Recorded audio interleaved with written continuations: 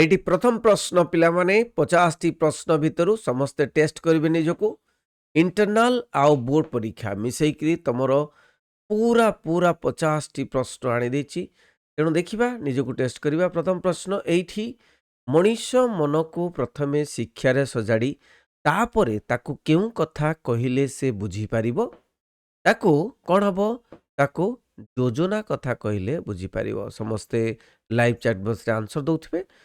द्वितीय प्रश्न संबलपुर अंचलर बधूमानंकु केउ फूलपरी हास्यमयी बोली कुहाଯାଇଛି केउ फूलपरी ना शेफाली फूलपरी हास्यमयी बोली कुहाଯାଇଛି। नेक्स्ट प्रश्न 3 नंबर बिराड़ी वैष्णव माने शासन क्षमता पाइबा लोभरे कौन हेबा पई बाहरी पड़ती सेमाने कौन हेबा पई ना जनतार प्रतिनिधि हेबा पई बाहरी पड़ती। 4 नंबर प्रश्न आजिर शिक्षित भोटदाता माने भोट देवाको कौन होइतांती भोट देवाको सेमाने उदासीन होइतांती कौन हबो ना उदासीन होइतांती भोट देवा पई इच्छा करूनांती। 5 नंबर प्रश्न केउ महादेश रे निरक्षरता सबुठु बड़ समस्या उत्तर कौन हबो उत्तर होची एशिया महादेश रे सबुठारु बड़ समस्या निरक्षरता। 6 नंबर प्रश्न शिक्षा को जिला परिषद सभार विचार निमंते क्यों क्रम रखा जाइतला शिक्षा को कौन कराउतला सभा ऊपर रखा जाइतला कृषि को शिक्षा को सभा तले रखा जाइतला नहीं कि सभा तले। नेक्स्ट प्रश्न सत्य होइतिले सांगातिक नाम रे उपाग्र लेखाटी क्यों कागज रे प्रकाशित होइतिला क्यों कागज रे ना कलिंग कागज रे प्रकाशित होइतिला। 8 नंबर प्रश्न विशेषज्ञ मानक विशेष सम्मान मिलू नहीं बोली भारतीय छात्र माने अमेरिका छाड़ी आसवा को चाहूना क्यों कागज रे यह प्रकाश पाइथिला क्यों कागज रे ना संडे स्टैंडर्ड कागज रे प्रकाश पाइथिला। वनवासी नारी मानकर गति को प्राबंधिक कहा सहित तुलना करिसंती प्राबंधिक निर्झरिणी सहित तुलना करिसंती। 10 नंबर प्रश्न संबलपुर अंचलर बधूमानंको केउ फूलपरी हास्यमयी बोली कुहाଯାଇଛି संबलपुर अंचल बधूमानंको शेफाली फूलपरी हास्यमयी बोली कुहाଯାଇଛି। 11 नंबर केउ पुररे स्वकर्म सारी उत्कल पथरे गति करने बारिद को लेखक निवेदन करिसंती फास्ट कम फास्ट बेसिस समस्त आंसर दियंतु उत्तर होची पुष्पपुर रे तांकर कीर्ति सारी स्वकर्म सारी उत्कल पथरे गति करने बारिद को लेखक निवेदन करिसंती। 12 नंबर प्रश्न गणतंत्र रे जनतार शासन किपरि हेबा स्वाभाविक गणतंत्र रे जनतार शासन जनतांकर शासन गणतंत्र रे कौन हो ना उत्तर होची परोक्ष हवा दरकार माने परोक्ष गणतंत्र। 13 नंबर प्रश्न केउ मानक द्वारा परिचालित शासन ही गणतंत्र प्रधान और प्रकृत विशेषत्व बोली कुहाଯାଇ पारे गणतंत्र रे गणंकर शासन गणंकर प्रचलित शासन। 14 नंबर प्रश्न काहाकू देखी गोसाई देहरु गम गम झाड़ बहीगला काहाकू देखी ना उत्तर होची पाणु को देखी नहीं जमती कि झाड़ झाड़ संगे पाणु बा पानी पानी को माने तुलना करिवो एमती मन रखिया पाई। 15 नंबर प्रश्न दरबार रे जोग देइथिबा राजा मानकर सर्वस्व कौन थिला सर्वस्व थिला कौन ना गंथाघर। 15 नंबर प्रश्न गंथाघर। 16 नंबर प्रश्न राजा माने किपर निजर मालखाना पूर्ण करुथिले राजा माने से माने जरिमाना करी प्रजा मान को जरिमाना करी निजर मालखाना पूर्ण करुथिले। 17 नंबर प्रश्न विश्वकवि अलेक्जेंडर समुद्र कूल पहुंची कहीं कांदी पकाइथिले ना जय करने को आउ राज्य नथिबारु से कांदी पकाइथिले। 18 नंबर प्रश्न आसीथिली फेरीगली शून्य हस्ते उक्तिटी कहार आसीथिली फेरीगली शून्य हस्ते उक्तिटी होची विश्व विजयी अलेक्जेंडर। 19 नंबर प्रश्न रामचंद्रंकर शतगुणावली शतगुणित होउतबो काईकी शतगुणित होउतबो एथिपाई कि मुग्ध नववधू को मुग्ध करिबा पाए नहीं। नेक्स्ट प्रश्न 20 नंबर प्रश्न कवि मनुष्य पुत्र को किपरि प्रतिशोध नियो बोली कहिसंती किपरि प्रतिशोध नियो ना कवि कहिसंती जे श्वेन माने छंचाण परि प्रतिशोध नियो।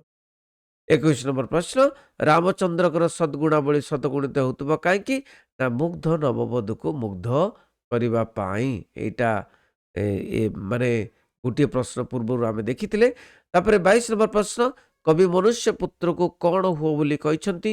କବି ମନୁଷ୍ୟ ପୁତ୍ରକୁ ଦଗ୍ଧ ଓ ଭସ୍ମ ହୁଅ ବୋଲି କହିଛନ୍ତି। ତ ଦଗ୍ଧ ଆଉ ଭସ୍ମ ହୋଇ ନୂଆ ଯେତେବେଳେ ସେମାନେ ତିଆରି ହେବେ, ସେମାନେ କ'ଣ କରିବେ ନା ଗୋଟିଏ ନୂତନ ରଚନା କରିବେ। 23 ନମ୍ବର ପ୍ରଶ୍ନ, କବି ମାନବ ଶିଶୁକୁ କିପରି ଜାଗ୍ରତ ହେବାକୁ ପରାମର୍ଶ ଦେଇଛନ୍ତି? କିପରି ନା ଲୌକିକ ଜ୍ଞାନକୁ ଧରି। ଲୌକିକ ଜ୍ଞାନକୁ ଧରି ଜାଗ୍ରତ ହେବା ପାଇଁ କହିଛନ୍ତି। 24 ନମ୍ବର ପ୍ରଶ୍ନ, ସୀତାପତ୍ର ଲେଖୁଥିଲା ବେଳେ କିଏ ହସି ହସି ପହଞ୍ଚିଲେ? ସୀତାପତ୍ର ଲେଖୁଥିଲା ବେଳେ ଲବକୁଶ ହସି ହସି ପହଞ୍ଚିଲେ। 25 ନମ୍ବର ପ୍ରଶ୍ନ, କାହାର ସାଧନା ଜୟଲାଭ କରୁ ବୋଲି କବି ସଚ୍ଚିଦାନନ୍ଦ ରାଉତରାୟ କହିଛନ୍ତି? ନା କୃଷର ସାଧନା ଜୟଲାଭ କରି ବୋଲି କହିଛନ୍ତି। କୃଷର ସାଧନା। 26 ନମ୍ବର ପ୍ରଶ୍ନ, ଆୟୁ ବଢ଼ିଲେ ଜୀବନରେ ମାୟାର ପ୍ରଭାବ କିପରି ହୁଏ ବୋଲି କବି କହିଛନ୍ତି? ଆୟୁ ବଢ଼ିଗଲେ ଜୀବନରେ ମାୟାର ପ୍ରଭାବ କେମିତି ନା ଛାଇ ପରି ବଢ଼ି ବଢ଼ି ଚାଲେ ବା ବଢ଼ିଯାଏ। 27 ନମ୍ବର ପ୍ରଶ୍ନ, ମହାପାତ୍ରେ ବାବୁ ବଳରାମଙ୍କ ବ୍ୟବସାୟର କେତେ ଅଂଶୀଦାର ଥିଲେ? ବହୁତ ଇମ୍ପୋର୍ଟାଣ୍ଟ ପ୍ରଶ୍ନ। କେତେ ଅଂଶୀଦାର ଥିଲେ? ଉତ୍ତର ହେଉଛି 4 ଅଂଶୀଦାର ଥିଲେ। 28 ନମ୍ବର, କେଉଁ ନାମ ଶୁଣି ନୂଆ ଜମିଦାରଙ୍କର ମନ ଭାରି ଖୁସି ହୋଇଗଲା? ଯେତେବେଳେ ସେ ଜାଣିଲେ ଯେ ସଭା କାର୍ଯ୍ୟ ଶୁଣି, ନାଇଁକି ସଭା କାର୍ଯ୍ୟ ହେବ, ସଭା କାର୍ଯ୍ୟ ଶୁଣି ତାଙ୍କର ଭାରି ଖୁସି ହୋଇଗଲା। ସଭା ପ୍ରତି ବହୁତ ଖୁସି ଥିଲେ। 29 ନମ୍ବର ପ୍ରଶ୍ନ, କେଉଁ ବିପ୍ଳବ ପରେ ଭାରତର ଜାତୀୟ ଆନ୍ଦୋଳନରେ ଏକ ନୂତନ ସ୍ପନ୍ଦନ ଦେଖାଯାଇଥିଲା? କେଉଁ ବିପ୍ଳବ ପରେ ନା ଚୌରୀ ଚୌରା ବିପ୍ଳବ ପରେ। 30 ନମ୍ବର ପ୍ରଶ୍ନ, ରାଜା ଉଡ଼ନ୍ତା କଛପଟିକୁ ଦେଖି କ'ଣ କହିଥିଲେ? ରାଜା ଉଡ଼ନ୍ତା କଛପଟିକୁ ଦେଖି କହିଲେ ବିଚିତ୍ର ବିଚିତ୍ର। 31 ନମ୍ବର ପ୍ରଶ୍ନ, ରାଜାଙ୍କ କୋଳରେ ପାଚକର ସହକାରୀ କ'ଣ ବିଛାଇ ଦେଇଥିଲା? ରାଜାଙ୍କ କୋଳରେ ପାଚକର ସହକାରୀ କ'ଣ ନା ମନ୍ତ୍ରୀଙ୍କର ପଗଡ଼ି ବିଛାଇ ଦେଇଥିଲା। ମନ୍ତ୍ରୀଙ୍କ ପଗଡ଼ି। 32 ନମ୍ବର, କଲିକତାକୁ ଠିକ୍ କେଉଁ ଖଣି ବୋଲି କୁହାଯାଉଛି? କଲିକତାକୁ ଗଣ୍ଠି କଟା ଖଣି ବୋଲି କୁହାଯାଉଛି। କ'ଣ ନା ଗଣ୍ଠି କଟା। ଫଟାଫଟ ଆନ୍ସର ଦିଅ ଦେଖିକିରି। ଗଣ୍ଠି କଟା ଖଣି। 33 ନମ୍ବର ପ୍ରଶ୍ନ, କନ୍ୟା ପିତା ମକରା ମଳିକ ଆସାମ ଚା ବଗିଚାରେ ପଦୋନ୍ନତି ପାଇଁ ଶେଷରେ କ'ଣ ହୋଇଥିଲେ? ଶେଷରେ ସେ ଖାନ୍ ସମା ହୋଇଥିଲେ। କ'ଣ ହେଇଥିଲେ? ଖାନ୍ ସମା। 34 ନମ୍ବର, ସରୋବରରେ ରହୁଥିବା ଗଛପଟିର ନାମ କ'ଣ ଥିଲା? ସରୋବରରେ ରହୁଥିବା ଗଛପଟିର ନାମ ଥିଲା କମ୍ବୁଗ୍ରୀବ। କ'ଣ ଥିଲା? କମ୍ବୁଗ୍ରୀବ। 35 ନମ୍ବର ପ୍ରଶ୍ନ, ରାତି ସାରା କେଉଁଥିରେ ମାତି ବିଜୟ ଘରକୁ ଫେରିଥିଲା? ରାତି ସାରା ସେ ସ୍ୱାଧୀନତା ଉତ୍ସବ ମନେଇକିରି ନିଜ ଘରକୁ ଫେରିଥିଲା। 36 ନମ୍ବର, କିଏ କମଳ ନୟନର ନୀଳ ଉତ୍ପଳାରେ ଦେବୀ ଆରାଧନା କରିଥିଲେ? ନା ଶ୍ରୀରାମଚନ୍ଦ୍ର। ପ୍ରଭୁ ଶ୍ରୀରାମଚନ୍ଦ୍ର କ'ଣ କରିଥିଲେ? ନା କମଳ ନୟନର ନୀଳ ଉତ୍ପଳାରେ ଦେବୀ ଆରାଧନା କରିଥିଲେ। 37 ନମ୍ବର ପ୍ରଶ୍ନ, ଏ ଦେଶର ଦୁଃଖ ଦୁର୍ଦ୍ଦଶାର କାରଣ ଲୋଡ଼ିଲେ ତାହା କେଉଁ ପରି ଜଣାଯିବ ବୋଲି ନୂଆ ଜମିଦାର ବକ୍ତୃତାରେ କହିଥିଲେ? ନା ତାହା କେମିତି ନା ଦିନ ଆଲୁଅ ଭଳି ଜଣାପଡ଼ିବ ବୋଲି ସେ କହିଥିଲେ। ଦିନ ଆଲୁଅ ଭଳି। ନେକ୍ସଟ ପ୍ରଶ୍ନ, ଶୂନ୍ୟରୁ ଖସିଲା ବେଳେ ଗଛପଟି କେଉଁ ଶବ୍ଦ ଉଚ୍ଚାରଣ କରିଥିଲା? ଶୂନ୍ୟରୁ ଖସିଲା ବେଳେ ସେ ବୁଦ୍ଧୁ ଶବ୍ଦ ଉଚ୍ଚାରଣ କରିଥିଲା। ନାଇଁ, ତାପରେ ଭାଳି ପଡ଼ିଥିଲା ବୁଦ୍ଧୁ କିଏ? 39 ନମ୍ବର, ଜନତାର ଫ୍ଲାଗଷ୍ଟାଫ୍ ଭାଙ୍ଗି କ'ଣ ଚିରି ଦେଇଥିଲେ? ଜନତା ଫ୍ଲାଗଷ୍ଟାଫ୍ ଭାଙ୍ଗି କ'ଣ ଚିରି ଦେଇଥିଲେ? ନା ୟୁନିୟନ ଜ୍ୟାକ୍, ଯେଉଁଟାକି ଇଂଲଣ୍ଡର ପତାକା, ତାକୁ ଇଂରେଜମାନଙ୍କ ପତାକାକୁ ଚିରି ଦେଇଥିଲେ। ନେକ୍ସଟ ପ୍ରଶ୍ନ, ଗଛପଟି ଆଖି ବୁଜି କେଉଁଠି ଭଳି କିଭଳି ଅଜବ ଦୃଶ୍ୟ ଦେଖେ? ଗଛପଟି ଆଖି ବୁଜିକିରି ବିମୁଗ୍ଧ କଳ୍ପନା ଲୋକରେ ସେ ଭଳି କିଭଳି ଅଜବ ଦୃଶ୍ୟ ଦେଖେ। 41 ନମ୍ବର ପ୍ରଶ୍ନ, ରାୟ ବାହାଦୁର ପଢୁଥିବା ସନନ୍ଦଟି ତାଙ୍କୁ କେଉଁ ସାଲରେ ପ୍ରଦତ୍ତ ହୋଇଥିଲା? ତାଙ୍କୁ କେଉଁ ସାଲରେ? ନା ଉତ୍ତର ହେଉଛି 1923 ସାଲରେ ପ୍ରଦତ୍ତ ହୋଇଥିଲା। ନେକ୍ସଟ ପ୍ରଶ୍ନ, 42 ନମ୍ବର ପ୍ରଶ୍ନ, କୁମ୍ଭୀର କ'ଣ ଖୋଜିଥାଏ ବୋଲି କୁହାଯାଇଛି? କୁମ୍ଭୀର କ'ଣ ଖୋଜିଥାଏ? ନା ଗୁଳିଆ ପାଣି ଖୋଜିଥାଏ। କ'ଣ ଖୋଜିଥାଏ? ଗୁଳିଆ ପାଣି। 43 ନମ୍ବର, କେଉଁଠି କ୍ରିୟାଯୁକ୍ତ ରୂଢ଼ି? ନା କେଉଁଠି ନା କଳା କନା ବୁଲାଇବା। ଏଟା ବୁଲାଇବା କ୍ରିୟାଯୁକ୍ତ ରୂଢ଼ି, କ୍ରିୟା ଅଛି। 44 ନମ୍ବର, କେଉଁଠି କ୍ରିୟାଯୁକ୍ତ ରୂଢ଼ି ନୁହେଁ? କେଉଁଠି କ୍ରିୟା ନାହିଁ? ନାଇଁ, କ୍ରିୟା ନାହିଁ କୋଉଟା? ନା ବୋଝ ଉପରେ ନଳିତା ବିଡ଼ା। ଠିକ୍ ଅଛି। ଯେମିତିକି ପକେଇବା, ହୋଇଯିବା, ବସିବା ଏଗୁଡ଼ିକ କ୍ରିୟା ନାହିଁ ଏଠି। ନେକ୍ସଟ ପ୍ରଶ୍ନ 45 ନମ୍ବର, କେଉଁଠି ତୁଳନାତ୍ମକ ରୂଢ଼ିର ଉଦାହରଣ ଅଟେ? ତୁଳନା କରାହେଇଛି ନାଇଁ, ତୁଳନାତ୍ମକ ରୂଢ଼ି। କୋଉଟା ତୁଳନାତ୍ମକ ରୂଢ଼ି? ତା ଉତ୍ତର ହେଉଛି ସିଂହ ପରି ଯୁଝିବା। ସିଂହ ସହିତ ତୁଳନା କରାଯାଇଛି। 46 ନମ୍ବର, ଅକଲ ଗୁଡୁମ ଏହା କେଉଁ ପ୍ରକାର ରୂଢ଼ି? ଅକଲ ଗୁଡୁମ ହେଉଛି କ'ଣ? ନା କ୍ରିୟାହୀନ ରୂଢ଼ି, ତାର କ୍ରିୟା ନାହିଁ। ନେକ୍ସଟ ପ୍ରଶ୍ନ 47 ନମ୍ବର, ଦୋଷୀ ଶବ୍ଦର ବିପରୀତ ଅର୍ଥବୋଧକ ଶବ୍ଦଟି ବାଛ। ଦୋଷୀ ଶବ୍ଦର ବିପରୀତ ଶବ୍ଦ ନିର୍ଦ୍ଦୋଷୀ ବୋଲି ଲେଖିବନି, କ'ଣ ଲେଖିବ? ନା ନିର୍ଦ୍ଦୋଷ। କ'ଣ ହବ? ନିର୍ଦ୍ଦୋଷ।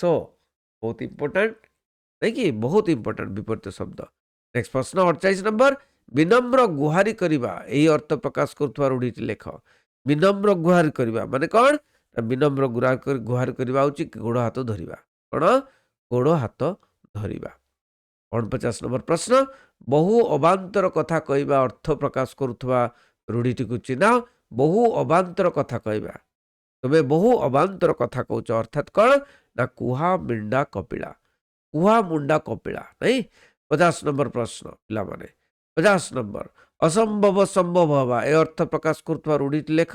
ଅସମ୍ଭବ ସମ୍ଭବ ହେବା ଅର୍ଥାତ୍ ଉଷୁନା ଧାନ ଗଜା ହେବା। ଉଷୁନା ଧାନ କେବେ ଗଜା ହୁଏ ନାହିଁ, ଦୁଇଥର ସିଝା ହେଇଥାଏ। ତେଣୁ ଉଷୁନା ଧାନ ଗଜା ହେବା ଏଇଟା ହେଉଛି ଅସମ୍ଭବ ସମ୍ଭବ ହେବା। ପିଲାମାନେ 50ଟି ଆମେ ଆଲୋଚନା କଲୁ ପ୍ରଶ୍ନ। କିଏ କେତେ ମାର୍କ ରଖିଲା ନିହାତି କମେଣ୍ଟ ମାଧ୍ୟମରେ ଜଣାଇବେ, ସାଙ୍ଗସାଥିମାନଙ୍କୁ ସେୟାର କରିବେ ଏବଂ ଆମେ ଆଗକୁ ବଢ଼ିବା, ପଢ଼ିବା। Thank you very much. ରହିଲି। ବନ୍ଦେ ଉତ୍କଳ ଜନନୀ।